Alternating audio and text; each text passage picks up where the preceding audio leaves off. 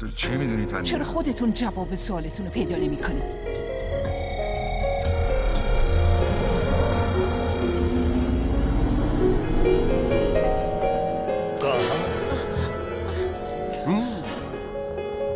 سلام عزیزم. عزیزم به تاثیره. بیا تو. بگی بشین رو جا بخور. آروم باش. پلیس تجسس. خیلی خوبه، چه خانم باهوشی. داشتی برای این آقا پلیس نقش تومه رو بازی میکردی؟ خیلی باهوشی، آفرین. اسلحتون آقای پلیس. کم کم دارم همه چیزو میفهمم بچه ها. داشتن همه ما رو مینداختن تو دام. ما دقیقاً به همون آدرسی که باید میرفتیم فرستاده شدیم. پلیس هم وارد خونه نشد چون نیازی نبود اون موقع دستگیرمون کنه، چون بعداً هم فرصت دستگیری ما رو داشته. دستگیر کردن ما چه منفعتی برات داره؟ بگو. ای بچه شیگون حرف بزن. بس نمیخوای حرف بزنی نه؟ ویلسون چیزش کن.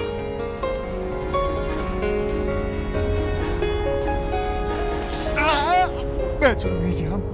بالاخره یادت اومد یا همون قبلیارم فراموش کرد؟ بهتون میگم.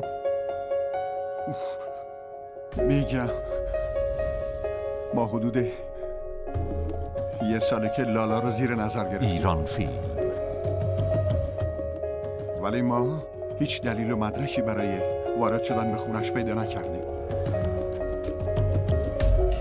چند روز پیش بود که خبرچینان به هم گفتن لالا میخواد به کمک چند تا از کله گنده های تایلند کلک خانو بکنه و اونو از بین ببره.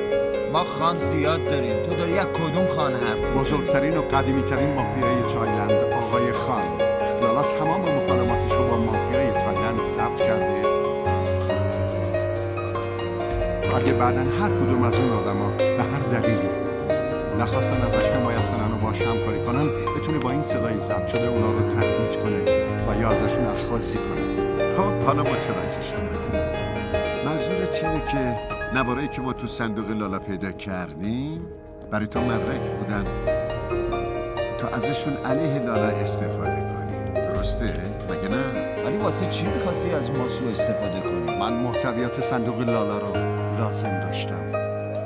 برای همینم از باتلیوالا در بمبئی کمک حالا برای چی رئیس باتلیوالا قبول کرد کمکت کنه؟ راستش برادر کوچیک باتلیوالا تو زندان بانکوک اسیره. برادر باتلیوالا برای فروش یه نقاشی به بانکوک اومده بود. نقاشی بودای مقدس که از موزه‌ای در هند دزدیده شده بود و میلیون ها میلیون ارزشش بود. باتلیوالا نقاشایی داره که میتونن کپی برابر اصل یه نقاشی رو براش بکشن.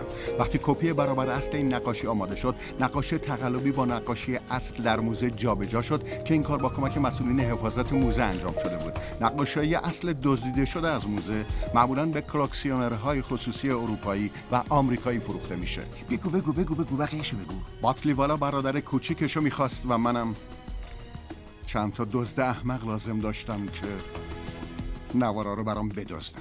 یعنی فرستادن ما به اینجا برای دزدی فقط یه بهانه بوده تا باتلیوالا بتونه برادرش از زندان آزاد کنه؟ قرار بود در ازای این معامله ما تو تله بیفتیم؟ مگه ما تلویزیون یخچال دست دومیم که میخواسته به وسیله ما مبادله کالا به کالا بکنه؟ و این معامله سرنوشت ما رو رقم میزنه. مزخرف گویی دیگه بسته. بعد زودتر از اینجا بریم. بهتره بذارین این نوارا همینجا بمونه بعد برین، وگرنه زنده از این شهر بیرون نمیرین.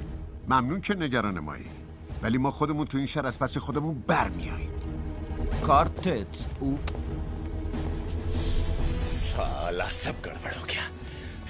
ببینم آخه تو نگران چی هستی؟ تو که خیلی راحت میتونی به کمک مامورات اونا رو پیدا کنی. تانیا، من نمیتونم مامورامو درگیر این مسئله بکنم.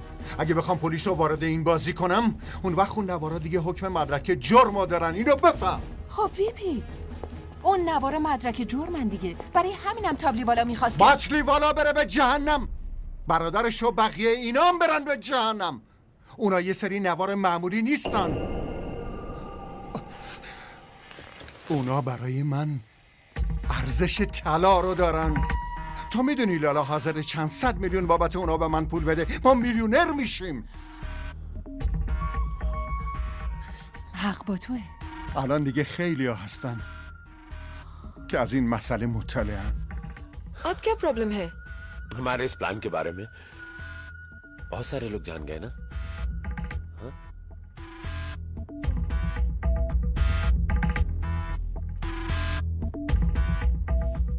बीबी پس بهتر این حرفا دیگه از این اتاق بیرون نره.